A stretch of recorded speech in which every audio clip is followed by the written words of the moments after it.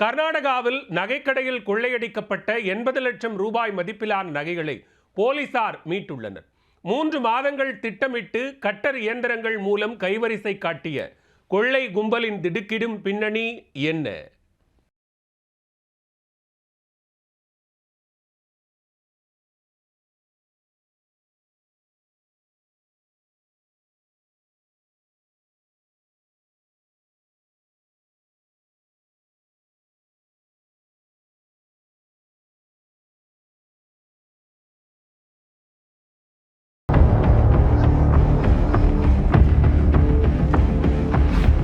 நகைக்கடை கொள்ளையில் ஈடுபட்டு தலைமறைவாக இருந்த கும்பல் போலீசில் வசமாக சிக்கினர்.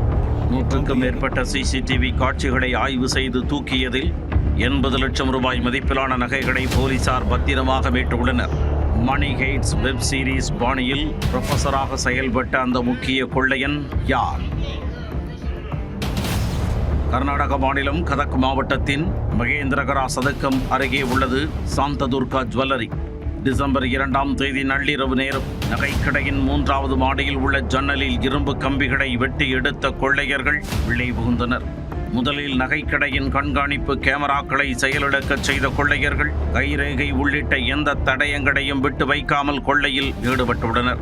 கண்ணாடி ரேக்குகளில் வைக்கப்பட்டிருந்த சுமார் 76.810 கிராம் எடையுள்ள 10,16,000 ரூபாய் மதிப்புள்ள தங்க நகைகளையும் 33,059 கிராம் எடையுள்ள 61,09,000 ரூபாய் மதிப்புள்ள வெள்ளி நகைகளையும் மேலும் 9 லட்சம் ரூபாய் மதிப்புள்ள ரத்தின கற்களையும் மொத்தமாக தூக்கியுள்ளனர்.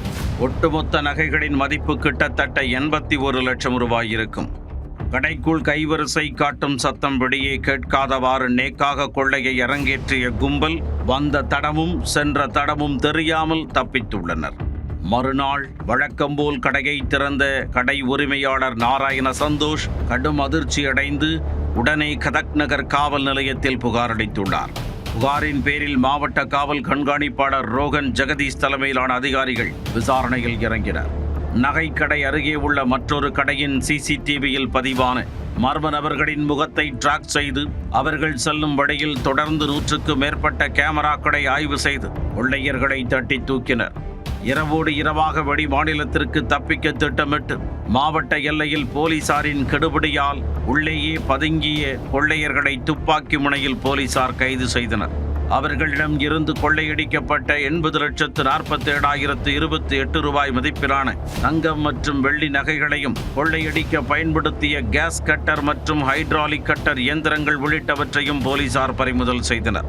இதனையடுத்து பிடிபட்ட கொள்ளையர்களை ரகசியமாக வைத்து போலீசார் விசாரித்து வருகின்றனர். அதில் கொள்ளைக்கு 3 மாதத்திற்கு மேலாக திட்டமிட்டதும் மணி ஹெய்ட்ஸ் வெப் சீரிஸ் பாணியில் புரொஃபஸராக ஒரு முக்கிய கொள்ளையன் இயங்கியதும் விசாரணையில் தெரிய வந்துள்ளது.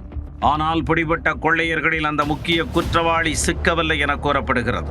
இதனால் சிக்கியவர்களின் விவரங்களை வெளியே அறிவிக்காமல் அந்த முக்கிய கொள்ளையனை தனிப்படை அமைத்து கர்நாடக போலீசார் தேடி வருகின்றனர். அந்த முக்கிய குற்றவாளி சிக்கினால் மட்டுமே நகைக்கடை கொள்ளையின் முக்கிய பின்னணி குறித்தும் தெரிய வரும்.